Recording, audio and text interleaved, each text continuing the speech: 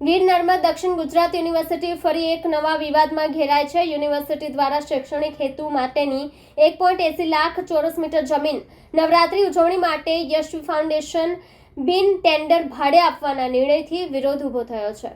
University કેમ્પસની શૈક્ષણિક જમીન નવરાત્રી માટે ભાડે આપતા વિવાદ। ગીર નર્મદ દક્ષિણ ગુજરાત યુનિવર્સિટી ફરી એક નવા વિવાદમાં ઘેરાઈ છે। યુનિવર્સિટી દ્વારા શૈક્ષણિક હેતુ માટેની 1.80 લાખ ચોરસ મીટર જમીન નવરાત્રી ઉજવણી માટે યશવી ફાઉન્ડેશનને બિન ટેન્ડર માટે ભાડે આપવાના નિર્ણયથી વિરોધ ઊભો થયો છે। સુરતની વીર નર્મદ સાઉથ ગુજરાત યુનિવર્સિટી ફરી એકવાર વિવાદના ભમરમાં છે।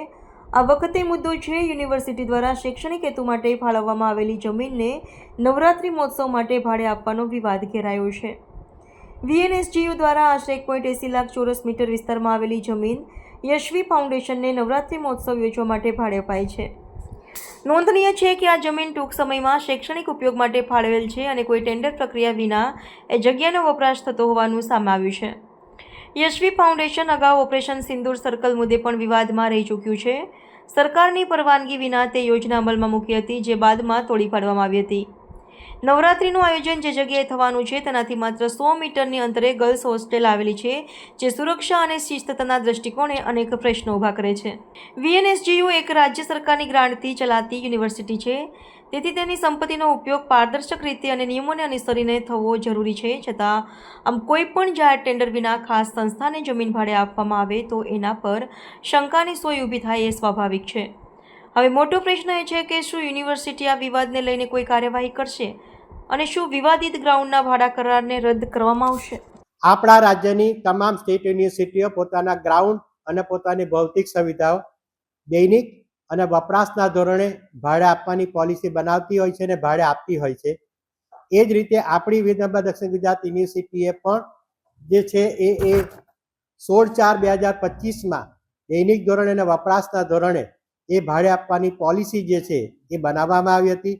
એના 2 માસ બાદ એટલે કે 14/6/2025ના રોજ અમારી બોર્ડ ઓફ મેનેજમેન્ટ અને તમામ અધિકાર મંડળોમાં આ જે પ્રથમ આવેલી અરજી જે છે એનો સ્વીકાર કરીને 62,50,000 પ્લસ જીએસટી એટલે કે 10 દિવસના આ આટલી રકમનું ભાડું વસૂલ કરવાનું એ પોલિસીને આધારે એ કરવામાં આવ્યું છે।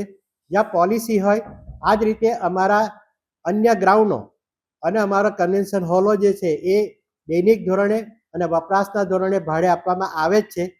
ત્યાં ટેન્ડર પાડવાનો કોઈ પ્રશ્ન ઊભો થતો નથી, જેની પ્રથમ જ એમ તમામ અને બીજી બાજુ એ ગ્રાઉન્ડની અંદર કંઈ પણ થશે અનિયમ બનાવ તો એ આયોજકની રહેશે અને ગ્રાઉન્ડની બહાર જે છે જાહેર રસ્તા પર ત્યાં યુનિવર્સિટી અને પોલીસ તંત્ર 24 કલાક 365 દિવસ જવાબદારી અદા કરતા આવી છે એટલે કરશે। અને આ હોસ્ટેલ જે છે એ હોસ્ટેલની 2 બાજુ એ 24 કલાક ને 365 દિવસ ઓલરેડી ખૂબ મોટો ટ્રાફિક રહે જ છે, જે ટ્રાફિકનો અવાજ છે। આ સંસ્થા જે છે એની પહેલી અમારી શરત છે કે સાઉન્ડ પ્રૂફ ડોમની અંદર આ વ્યવસ્થા કરવાની છે। કોઈ પણ જગ્યાએ શરત ચૂક થશે તો પોલિસીની અંદર આવેલા પ્રમાણે કડકમાં કડક પગલાં લેવામાં આવશે।